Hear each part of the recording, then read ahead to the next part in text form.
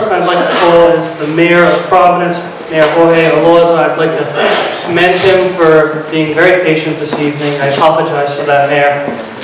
We know, obviously, you're a very busy man with many duties to attend to, but thank you for being here tonight. Mayor? Well, good evening, and thank you so much, Mr. Chairman and members of the committee. To begin, it's great to be here and to see so many dedicated community leaders speaking on these immigration bills and as they relate to law enforcement. And we're all here to speak out and to ensure that our state stays true to the principles that it was founded upon. And those are the principles of tolerance and inclusion. I strongly believe that House Bill 5515 is a policy that reflects those values. And I believe that House Bill 5093 is damaging to those very core values. As many of us know, trust between law enforcement officials and the people they protect is vital to ensuring the safety of our community. In fact, it's been the entire philosophy behind community policing that has driven crime down over the past 2 decades. Without trust, our officers cannot build important relationships with the residents that they serve, making it harder for already vulnerable populations to speak out when they are targets of crime. Immigrant communities are especially vulnerable. A recent poll found that in four major cities found that 70% of undocumented immigrants and 44% of all Latinos were less likely to contact police after being victims of a crime because they were afraid that police officers would ask them or people that they knew about their immigration status. The proposed House Bill 5093 further erodes this trust by requiring our law enforcement officers to act as an arm of federal immigration agents.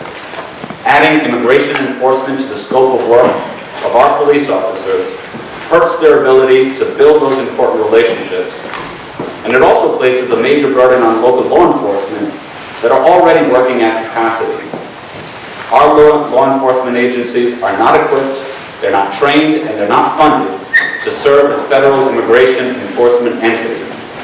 They do not enforce federal immigration laws, just as they don't audit your taxes or arrest you for not filing them on time. The premise for some of the most unfortunate rhetoric around immigration is that immigration is a catalyst for crime and disorder in our cities and towns. Well, this is simply not true. The reality is, the studies have shown that undocumented immigrants are less likely to commit serious crimes or to be incarcerated than native-born residents of the United States.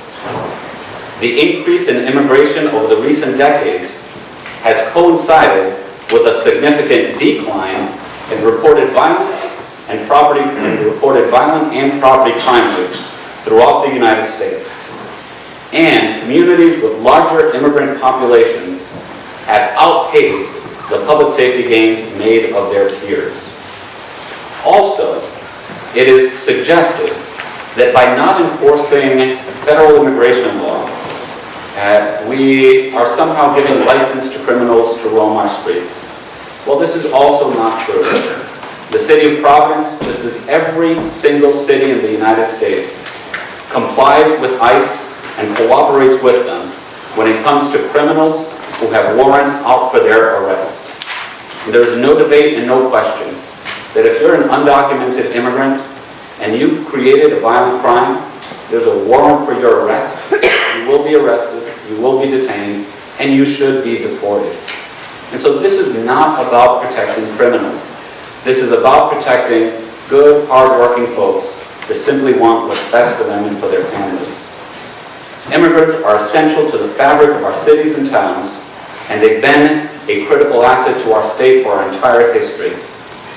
Just as previous generations of immigrants have come, have struggled, have succeeded, and then become part of our heritage, this generation faces the same struggles, but is also on the same path. House Bill 5515 ensures that our local law enforcement can continue to do the work that they are intended to do, and that's protect and serve all of our residents regardless of who they are and where they come from, without taking on the additional role of federal immigration enforcement agents. Thank you for the opportunity.